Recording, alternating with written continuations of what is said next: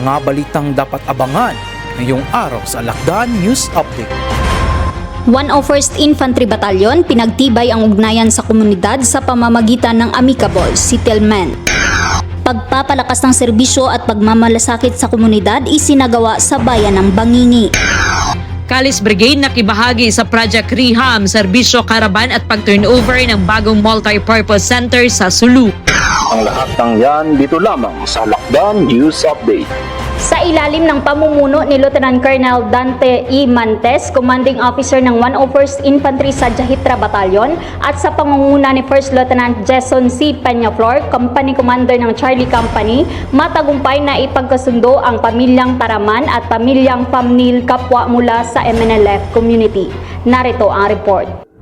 Katuwang sa nasabing aktibidad ang Barangay Local Government Unit or BLGU, mga lider ng MNLF community at mga lider ng religious sectors na nagpapatibay ng kapayapaan, pagkakaisa at tiwala sa komunidad. Pinapakita nito ang kahalagahan ng sama-samang pakikipagtulungan ng militar, lokal na pamahalaan at komunidad. Isang matibay na patunay ng dedikasyon ng 101st Infantry Battalion sa pagpapanatili ng seguridad at maunlad na pamayanan para sa lahat. Mahal ko ang komunidad ko, isusulong ko ang kapayapaan nito. Sa kabilang dako, muling pinagtibay ng 104th Infantry para sa Bayan Batalyon sa ilalim ng pamumuno ni Lieutenant Colonel Roy R. Dalumpines, Commanding Officer, ang matibay nitong paninindigan sa paglilingkod sa komunidad sa pamamagitan ng matagumpay na pagsasagawa ng book giving at feeding activity sa Barangay Sigumbal, Bangingi, Sulu. Pinangunahan ni First Lieutenant Robert S. Mantak Jr., Commanding Officer ng Charlie Company, katuwang si Honorable Sadiq A. Kurais, punong barangay ng Barangay Sigumbal, na isa katuparan ng aktibidad sa pamamagitan ng pakikipagtulungan sa Batu Balani Foundation Incorporated sa Sigumbal Elementary School sa pangunguna ni Ginoong Cesar L. Cuevas at iba't ibang lokal na sektor.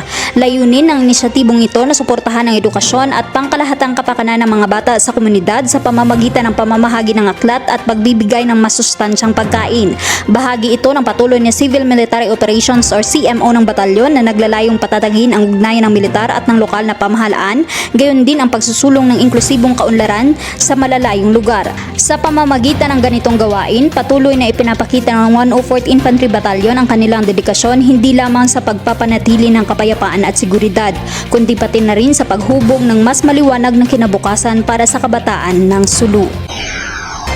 Aktibong nakilahok ang 1103rd Infantry Calis Brigade sa ilalim ng 11 Infantry Alakdan Division sa isinagawang Project Reham Serbisyo Karaban at seremonya ng ribbon cutting at formal na turnover ng bagong tayong multi-purpose center sa Barangay Pantao, Bayan ng Talipaw sa lalawigan ng Sulu.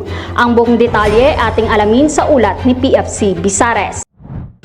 Ipinapakita na aktibidad na ito ang patuloy na pangako ng Philippine Army sa peace building, pagpapaunlad ng komunidad at whole of nation approach sa pamamagitan ng pagpapatibay ng ugnayan ng iba't ibang ahensya at ng direktang paghahatid ng mahahalagang serbisyo ng pamahalaan at makakatuwang nito sa antas ng komunidad. Pinagsama-sama ang Project Reham, serbisyo karaban at iba't ibang ahensya ng lokal na pamahalaan at katuwang na sektor upang ipahatid ang malawak na hanay ng serbisyo, kabilang ang serbisyong pangkalusugan, tulong panglipunan, suportang pangkabuhayan at pagpapalaganap ng impormasyon at iba pang interbensyon na naaayon sa kani-kanilang mandato. Layunin ng inisyatibong ito na tugunan ang agarang pangangailangan ng komunidad habang isinusulong ang pangmatagalang kaunlaran at katatagan. Inatawa ni Brigadier General Emmanuel L. Cabasan, Philippine Army Commander ng 1103rd Infantry Brigade, si Colonel Abdilhamin H. Sakilan, Philippine Army Deputy Brigade Commander, na nagbigay diin sa kahalagahan ng pagtutulungan at aktibong partisipasyon ng komunidad upang makamit ang pangmatagalang kapayapaan at kaunlaran sa Sulu. Ang pagpapalipat at pagbubukas ng bagong multi-purpose center ay isang mahalagang tagumpay para sa Barangay Pantao sapagkat magsisilbi itong lugar para sa mga gawaing pangkomunidad, programa ng pamahalaan at mga susunod pang proyektong pangkaunlaran na pakikinabangan ng residente sa darating na mga taon.